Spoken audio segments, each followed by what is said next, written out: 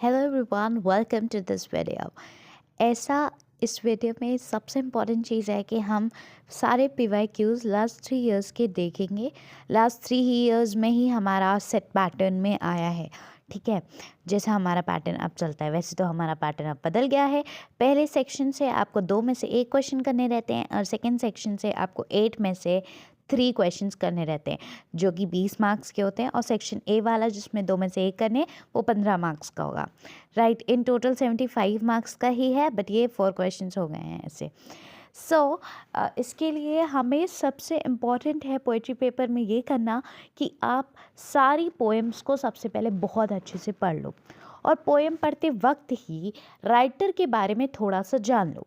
Writer का answer जब poet के बारे में थोड़ा सा जान लो।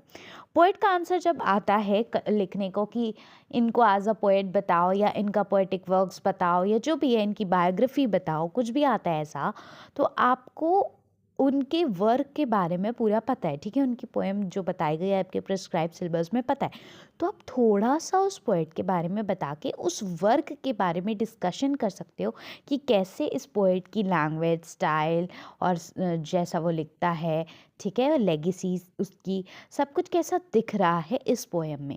तो उस पोएम का भी पूरा डिस्क्रिप्शन आप उस पोएट के बारे में लिखते वक्त बता देना।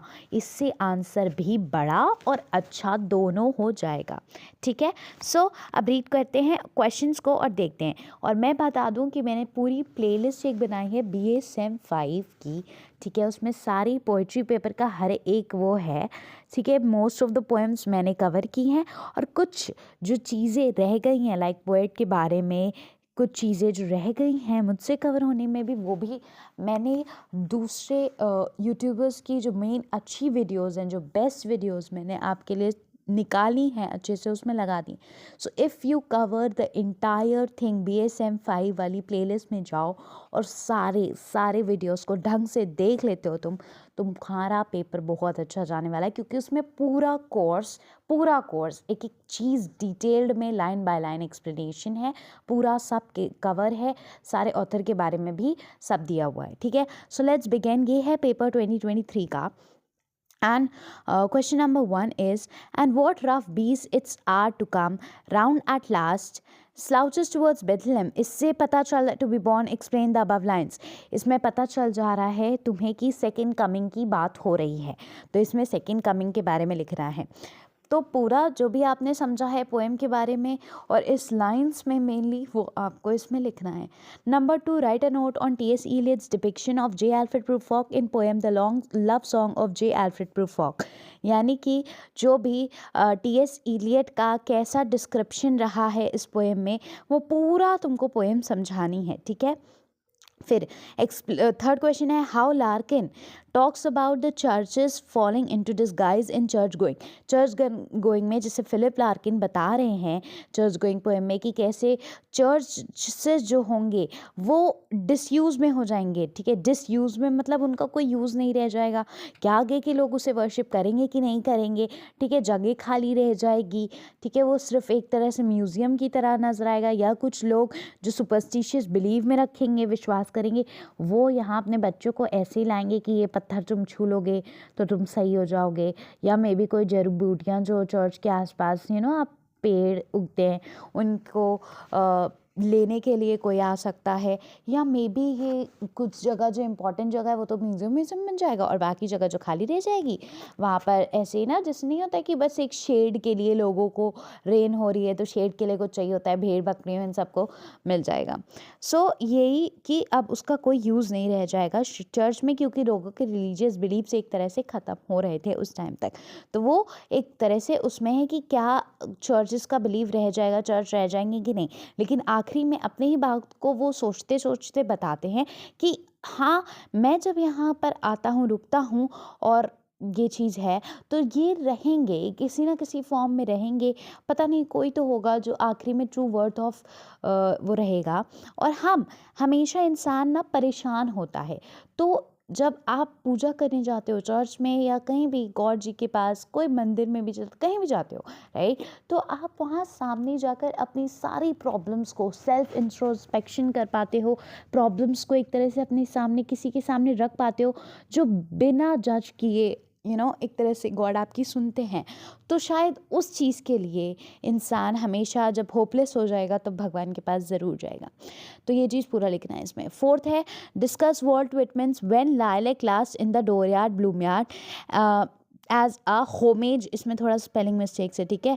Homage to Abraham Lincoln, like ये रियल पेपर ही है बट थोड़ा सा दिया होगा, ठीक है। तो ये कैसे एक होमेज, आप जानते हो कि when lilacs last in the dooryard bloom, ठीक है। तो ये चीज़ अब्राहम लिंकन के याद में उनको एक तरह से होमेज देते हुए, होता है ना, श्रद्धांजलि देते हुए लिखी गई है, उनकी याद में लिखी गई है। तो पूरी पोएम को एक तरह से तुम्हें डिस्क्राइब करना है, क्योंकि पूरी पोएम में ही उनके बारे में पूरा है। इमली डिक्सन, फिफ्थ है, इमली डिक्सन सेलिब्रेट करती है नेचर को and life in I taste and liquor never brewed. तो इसको पूरी पोएम को तुमको समझाना है कि कैसे वो नेचर के उसमें हैं, उन्होंने जो पिया है वो नेचर का है, उन्होंने कोई शराब नहीं पिया बल्कि नेचर के उसमें धुंध हैं वो। Sixth, there, write a note on Sarojini Naidu's The Song of Radha as a poem depicting the love of Radha for Govinda at various level। तो डिफरेंट स्टांसा में वो किस तरह से बताती हैं कि चाहे वो कोई भी काम कर रही हो, ठीक है, वो चाहे दही बेचने जा रही हूँ फेयर में, चाहे वो पूजा करने जा रही हूँ, कुछ भी करने जा रही हूँ, वो उनको हर एक काम में, हर एक जगह उनके माउथ से सिर्फ गोविंदा गोविंदा निकलता है। यहाँ तक कि टेम्पल में भी जब पुजारी लोग होते हैं, सब लोग होते हैं, उनके सामने भी वो क्या निकालती है, गोविंदा गोविंदा गोविंदा गोविंदा अनलोइंगली निकल जाता है। दिखाता है कि कैसे उनके अंतर मन में के गोविंदा बसे हुए हैं और वो उन्हें ही पूछती हैं। तो ये पूरा पोएम आपको समझानी है उसमें। सेवेंथ, क्रिटिकली अप्रिशिएट करना है why an introduction since you are with in me bringing out its main features. मैंने बहुत अच्छे से क्रिटिकल अप्रिशिएशन इसका समझा रखा है, वही BSM5 की प्लेलिस्ट में तुमको मिल जाएगा। Why an introduction since you are with in me में क्या क्या फीचर्स दिखाए गए हैं, दिखाया गया है कि उनका जो लव है वो उन्हीं के अंदर है, उन्हें इंट्रोडक्शन की ज़रूरत नहीं है, क्योंकि वो कहती हैं अपनी लवर से कि हमें इंट्रोडक्शन की ज़रूरत क्यों है जब हम एक ही हैं, ठीक है। इतनी ब्यूटीफुली वो डिस्क्राइब करती हैं कि तुम पोर्ट्रेट हो, मैं सिर्फ उसकी लाइन हूँ, ठीक है, तुम एक तरह से ड्राइंग हो, मैं बस उसकी लाइन हूँ, तुम्हारी कोई लिमिट नहीं है, तुम लिमिटलेस हो, मैं सिर्फ एक इल्यूजन हूँ लिमिट की।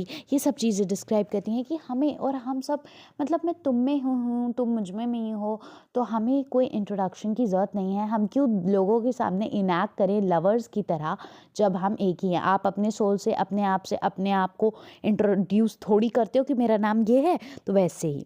तो पूरी पोएम का इसमें भी लिखना है। देन तुम्हारा आ जाता है 8 वाला, discuss Kamala Das my grandmother's home as a poem depicting the poet sense of nostalgia for her childhood.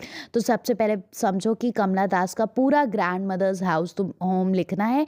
Nostalgia का मतलब होता है जब आप पुरानी पास्ट चीज़ों को, मेमोरीज को याद करते हो, ठीक है। तो वो अपने चाइल्डहुड की मेमोरीज से याद करी है। उनकी ग्रैंड मदर जो अब है नहीं, उनका घर जो है वहाँ से वो कहती हैं कि वो डार्कनेस ही उठा लाएं, थोड़ी सी बहुत है, खिड़की जो अब धुंधली पड़ चुकी है।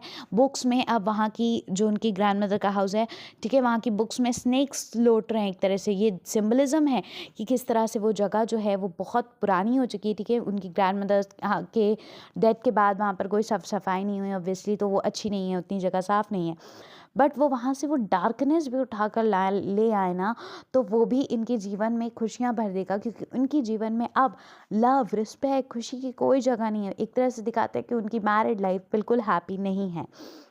देन हैप्पीनेस सी, तो इसमें नॉस्टैल्जिया का मतलब कि कैसे वो अपनी ग्रैंड मदर को याद करती हैं और वो कहती हैं कि उन्हें अब इधर उधर जहाँ ऐसे लोग जिन्हें वो जानती तक नहीं है, स्ट्रेंजर्स की जगह जाना पड़ता है, लव अपना ढूंढना पड़ता है, एक तरह से अपने एक्स्ट्रा मैरिटल अफेयर्स को दर्शाती हैं। तो इसका मतलब है कि अगर जो ग्रैंड मदर का उनका लव था ना, अनकंडीशनल प्यारा सा जो बचपन में उन्हें मिलता था, उसका थोड़ा सा परसेंट भी, लिटिल भी, स्मॉल चांस में भी उन्हें मिल जाए तो बहुत होगा उनके लिए। इसलिए वो पूरे पोएम में एक तरह से अपनी ग्रैंड मदर का जो होता है होम होता है, उससे ग्रैंड मदर को अपने चाइल्डहुड मेमोरीज को याद करती हैं। ये तुम्हें लिखना है पूरी पोएम का, ठीक है। 9 Nism Ezekil's the night of scorpion is a poem depicting moribund customs and thoughts, ठीक है। एलैबरेट, तो मतलब नाइट ऑफ स्कॉर्पियन में दिखाया जाता है कि उसकी मम्मी जो होती हैं, ठीक है, और जो पोएट है उसकी मम्मी उनको स्कॉर्पियन काट लेता है, डंक मार के चला जाता है, ठीक है। तो वो अब गांव वाले सब इकट्ठा हो गए हैं झुंड में, जैसे कि लगता है कि झुंड की तरह हो गया है, फ्ली की जैसे झुंड नहीं होती, भिन भिनाते हैं जैसे मक्खियाँ, वैसा आ गया है झुंड। और सब लैंटेन्स और लैम्प्स ये सब लेकर आ रहे हैं। और जब वो बहुत सारे तंत्र मंत्र पढ़ रहे हैं, ठीक है, वो बहुत सारे मतलब उसको कर्स करें कि ऐसा मानना था उन लोगों का कि अगर वो रुक जाए, ठीक है, वो कर्स करें कि वो पैरालाइज हो जाए, तो जितना वो चलेगा, मतलब स्कॉर्पियन जितना मूवमेंट लेगा, हर एक स्टेप उसका जितना वो लेगा, मम्मी की ब्लड में उतना ही जहर फैलता जाएगा, उसका हर एक स्टेप इनके ब्लड में हर एक जहर फैलता जाएगा। तो ऐसा इन लोग का मानना था। सुपरस्टिशियस बिलीव को दिखाता है, कि कस्टम्स को दिखाता है कि पुराने कस्टम्स कैसे थे, लोगों के थॉट्स, लोगों के साथ में जो बिलीव्स थे ऐसे थे। और यहाँ तक कि वो उसको ढूंढने निकल जाते हैं, ठीक है, उस जो स्कॉर्पियन आकर उनके बैठ गया था बोरी के नीचे, ठीक है, राइस की बोरी के नीचे, उसको और इनको काट के चला जाता है मम्मी को, उसको लोग ढूंढने निकल जाते हैं लैम्प्स और लैंटर्न्स लेकर। और जब निकलते हैं तो एक परछाई की तरह बन जाती है, जैसे बड़ा सा स्कॉर्पियन लगता है कि परछाई बन गई है इनकी वॉल्स पे, जब वो लोग ढूंढ रहे होते हैं। पूरा अंधेरा होता है तो बहुत लोग धीरे धीरे बढ़ते ही चले जाते हैं। दिखाता है कि कैसे गांव के कस्टम्स कैसे हैं कि वहाँ लोग भर भर के आ जाते हैं, कुछ भी कोई भी घटना होती है तो बहुत सारे लोग आ जाते हैं। ये उनकी यूनिटी को दिखाता है। लेकिन उनके सुपरस्टिशियस बिलीव है कि कोई डॉक्टर के पास नहीं ले जा रहा है, बल्कि अपने ही कस्टम्स तौर तरीके अपनाए पड़ा है। कोई तंत्र मंत्र कर रहा है, ठीक है, कोई कर्स कर रहा है, कोई इनके फादर जो रैशनलिस्टिक होते हैं वो भी कुछ भी करने के लिए तैयार हैं। वो बहुत सारे पहले तो वो हर्ब्स ट्राई करते हैं, ठीक है, वो बहुत कुछ जड़ी बूटियाँ ये सब लगाने की कोशिश करते हैं, नहीं सही होता है। देन यहाँ तक उनके पापा मतलब कैराफिन जो ऑयल होता है, जो क्या कहते हैं आपका मिट्टी का तेल है, उसे उस जगह लगा लेते हैं जहाँ काटा होता है, एंड देन वहाँ पर आग जला देते हैं, मतलब बर्न कर देते हैं मैच स्टिक से। तो ये दर्शाता है ये सब कि उनके बिलीव्स कैसे थे। और फिर पूरी 20 आवर्स के बाद लगातार रेन हो रही थी, ठीक है, बहुत सारे इंसेक्ट भी रेन में आ जाते हैं। उस सब के बाद 20 आवर्स बाद ये जाकर उनकी मम्मा सही होती हैं। तो ये दिखाता है कि वहाँ के कैसे कस्टम्स थे, कि लोग बिल्कुल भाई सुपरस्टिशियस बिलीव्स में बिलीव करते हैं। यूनिटी तो है, लेकिन एकदम कोई डॉक्टर के पास नहीं ले जा रहा है, कुछ नहीं हो रहा है, और कुछ भी तंत्र मंत्र ये सब में विश्वास रख रहे हैं। और हाँ, एक चीज़ ये भी है कि वो गॉड में भी विश्वास करते हैं कि तुम्हारे पुराने जन्म के जो भी कर्म हैं, उनकी मम्मा कहते हैं कि वो मिट जाएं, और जो नए जन्म हैं उसके कर्म मतलब उसमें जो सफरिंग्स होंगी वो डिक्रीज हो जाए, और तुम्हारे जो बच्चे हैं उन्हें भी अब कम सफरिंग होनी पड़ेगी। आखिरी में भी माँ का लव दिखाया गया है कि मम्मा कैसे बस बोलती हैं कि इतने पेन के बाद भी, राइट, कि थैंक गॉड मेरे बच्चों को नहीं काटा भगवान, बहुत अच्छा हुआ कि स्कॉर्पियन ने बच्चों को नहीं काटा, सिर्फ मुझे काटा। So she is so grateful, graceful. ये सब उन कस्टम्स और थॉट्स लोगों का है। तो पापा के थॉट, मम्मा के थॉट, और पूरी विलेजर्स का क्या बिलीव्स होते हैं एक साथ, वो क्या बिलीव करते हैं, वो सब तुमको इसमें बताना है। 10 है right a note on A.K. Ramanujan's poems A River Obituary, bringing out his depiction of Madurai and its geographical and social setup। Madurai river के बारे में जो जो रिवर में बताया जाता है A.K. रामानुजन द्वारा, वो तुमको दिखाना है। और ऑब्लिचुअरी तो भाई लाइंस रिटन हैं उनके फादर के डेथ के बाद, तो उस पूरी पोएम को तुम्हें दिखाना है। और स्पेशली इसमें एम्फसाइज करना है कि क्या रिवर का जो एरिया है वो कैसा है, कि वहाँ पर ज़्यादातर क्या आता रहता है, जैसे कि वहाँ फ्लड ज़्यादातर नहीं रहता, फ्लड कभी कदार ही आता है साल में, लेकिन जो ड्राउट्स होते हैं वो तो आते रहते हैं फ्रीक्वेंटली, लेकिन ज़्यादातर लोग जो है फ्लड्स के बारे में ही लिखते हैं। सो ये तुम्हारा पेपर हो गया